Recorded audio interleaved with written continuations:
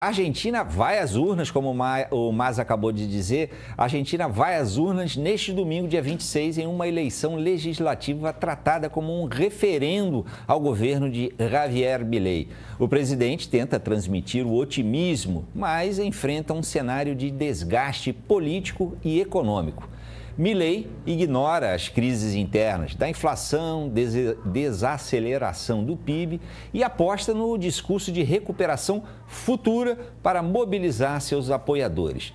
Uma pesquisa Atlas Intel, divulgada nesta sexta-feira, dia 24, aponta que o partido La Libertad Avanza de Milei lidera as intenções de voto com 41,1%, à frente da oposição Fuerza Patria, que tem 37,2% das intenções. Ainda assim, 55,7% dos argentinos desaprovam o governo, contra 39,9% de aprovação.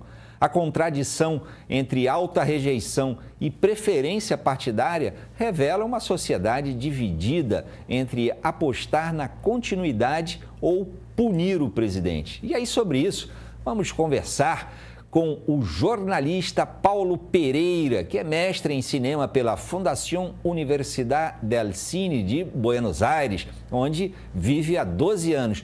Muito boa noite, obrigado por atender o nosso convite, um prazer falar com você aí direto da Argentina. E pergunto, a Argentina tem sido, me parece, um laboratório de radicalização da política econômica liberal. E essa votação é decisiva para determinar se Milei terá forças para avançar nas reformas ou se o Congresso vai impor limites a essa agenda econômica, correto? Como está, então, o clima nas ruas de Buenos Aires às vésperas da votação? Áudio. Estamos sem o teu áudio aqui. Só um instantinho que a gente não está te ouvindo. Está aqui, está faltando só conectar. Não sei se é alguma coisa para, Paulo, de ligar aqui o teu microfone. Boa Pronto, tarde. vai lá. Pronto, agora sim. Tá certo. Por favor.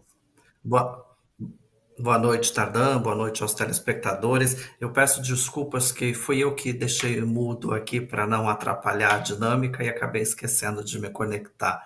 Então, peço desculpas aí pelo equívoco.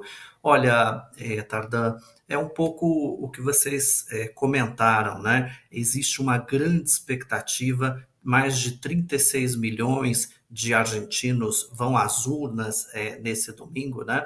No que você tratou aí como um referendo e que realmente é o que se transformou ao longo dos últimos anos as eleições de meio termo, né? Ou eleições de meio término, como se diz aqui na Argentina, eleições de meio mandato. Esses mais de 36 milhões vão votar em deputados federais, né, ou deputados nacionais, se renova uma parte do Congresso, são 127 bancas que se renovam na Câmara Nacional e 24 bancas que se renovam no Senado. 24 bancas de 72 e 127,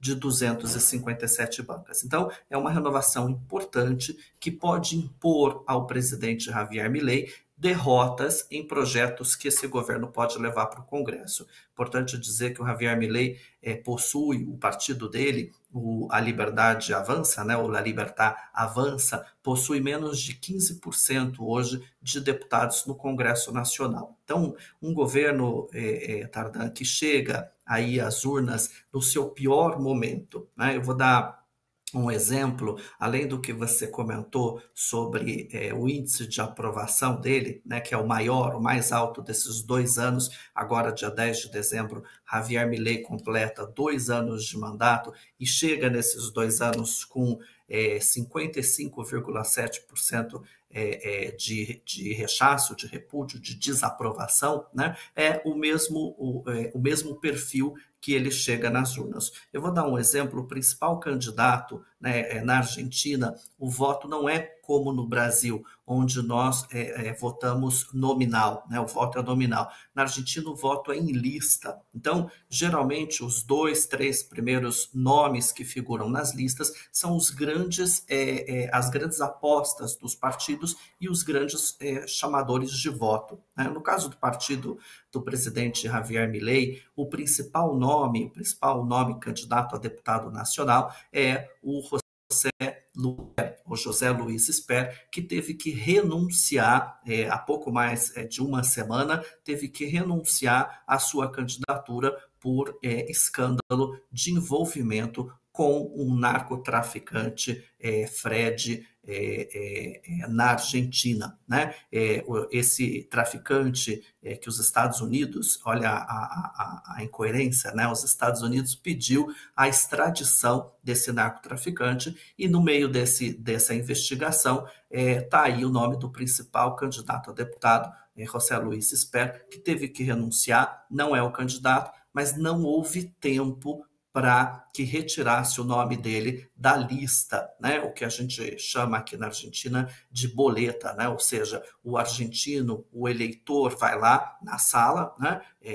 Para votar, retira uma dessas cédulas, né? Essa cédula de papel, vai marcar qual é a lista que está votando, se é Força Pátria, se é La Libertad Avança ou se é qualquer outra força, e incluir isso dentro da urna. Essa é a forma que vota o argentino. Imagina você que o partido hoje do presidente Javier Milei, os libertários, né, os eleitores que forem votar, os indecisos ou os que não têm afinidade ou militância política com Força Pátria, por exemplo, com a oposição, vão votar e vão dar de cara com o principal candidato que hoje está acusado de envolvimento com um narcotraficante e está provado que voou, né, além de receber $200 mil desse narcotraficante, também fez vários voos aí no jato particular, no jatinho particular desse narcotraficante. Então, é um escândalo que abala o governo, que com certeza vai ter reflexos nas urnas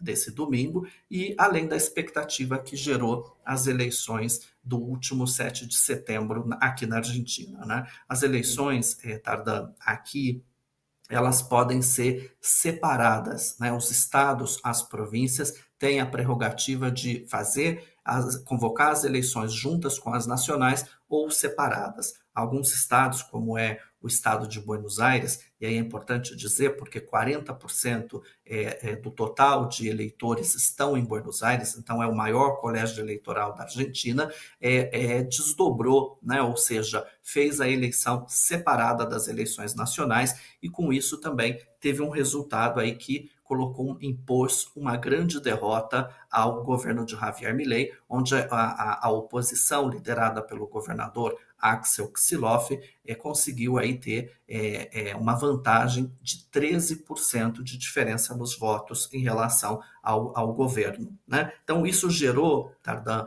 uma onda de expectativas para esse domingo, que pode impor sim uma derrota eleitoral ao governo de Javier Milei, se a gente olhar que é uma eleição que funciona como um referendo dos 2 anos de governo do presidente que se considera anarcocapitalista e, como você bem disse, é um experimento da extrema-direita global na América do Sul.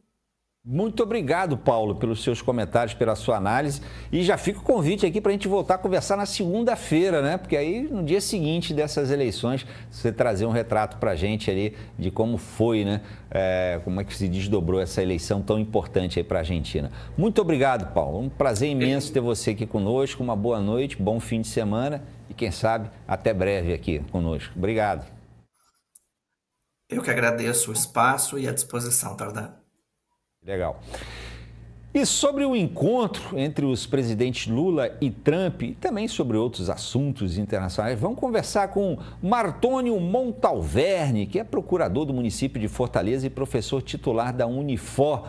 Muito boa noite, professor Martônio. Prazer imenso sempre ter o senhor aqui conosco. Muito obrigado por atender a mais esse convite nosso.